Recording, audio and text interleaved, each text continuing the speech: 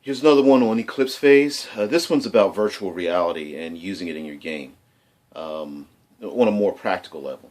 Now, of course, we understand, hey, virtual reality, you basically plug yourself in, close your eyes, and you're in a separate environment. And you can use this in very many ways. One simple way that virtual reality is used, or rather what's simply known as an overlay, is the characters walk down the street, they go past a store, they see an individual, and there's an overlay of information. And this is a great way for, especially in Eclipse Phase, to transfer lots of information to the players in an extremely short amount of time that makes complete sense. So they are running through a crowd of individuals, and the player characters, are chasing a bad guy.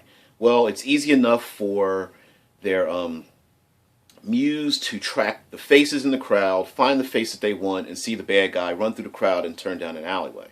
And just like watching a Terminator or any video games like Halo or Destiny or any of those things with heads-up displays, that's exactly like that, what an overlay is. Another way of using that is to do like video conferencing, where although the players are separated, there is a virtual video conference where maybe each person's head and shoulders is floating in the air, or even their entire bodies are floating in the air above them, and they all feel like they're in the same room, even though maybe 5 player characters are in different parts of a habitat, and someone's on a moon, and someone else is on an asteroid, someone else is on a space shuttle, but they all quote unquote stand in a room because each of them perceives all the other player characters as a three-dimensional image projected in front of them, standing in front of each other, talking and conversing. Again, a great way for players to communicate over long distances without having to fudge how they get that information.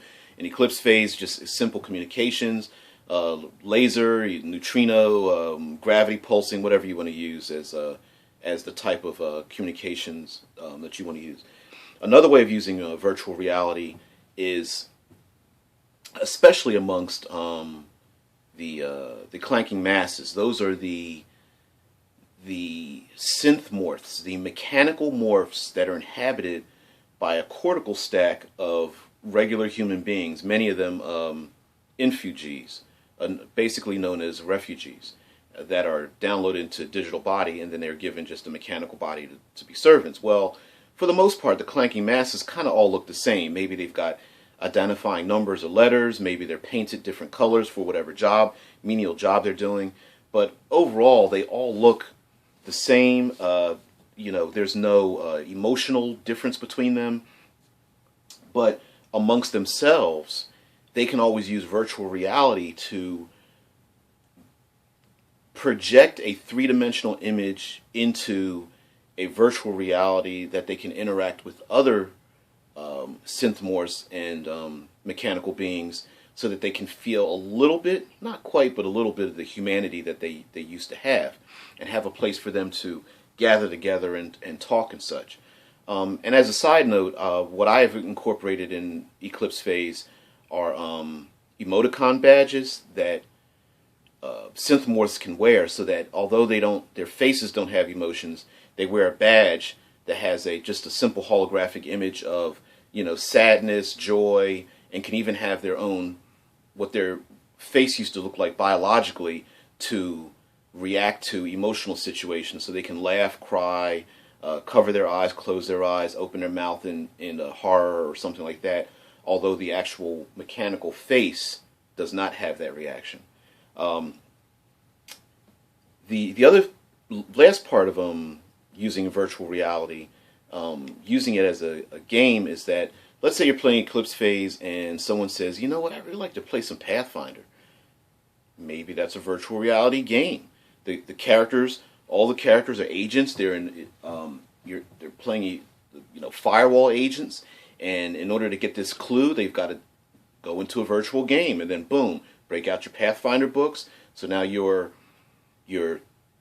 super agent sniper in Eclipse Phase now is a cleric druid in Pathfinder, and you play through and you play Pathfinder. You get to the end, you get a clue, boom, you go right back into Eclipse Phase.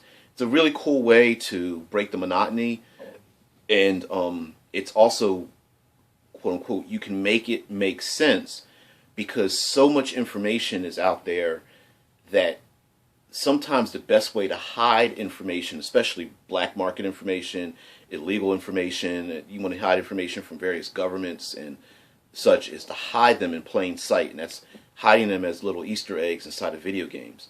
And these video games are so fully realized that there are people who are in them and they think of them as real life. I'll do another video on the Clanking Masses and how virtual reality, in a way, is a tool to keep the Clanking Masses in line. But virtual reality can be fun as well. You can incorporate very horrific virtual realities, say using the game like Call of Cthulhu, where the players ego cast into a habitat, and instead of downloading in the bodies they thought, they get caught inside of a virtual reality. And here you go to start a game of Call of Cthulhu, where it just tries to drive them mad. So yes, virtual reality can be used in many ways. There are ways of using virtual reality to torture people, to use them as a prison, to fool individuals or pry information out of someone, especially if it's very emotional, maybe finding information and recreating loved ones that they've missed or maybe even were guilty of killing or leaving behind when the earth fell and the Titans attacked. But whatever have you, virtual reality, get a virtual reality game. You get bored, pull out your vampire books, pull out your Fate books, start playing another game.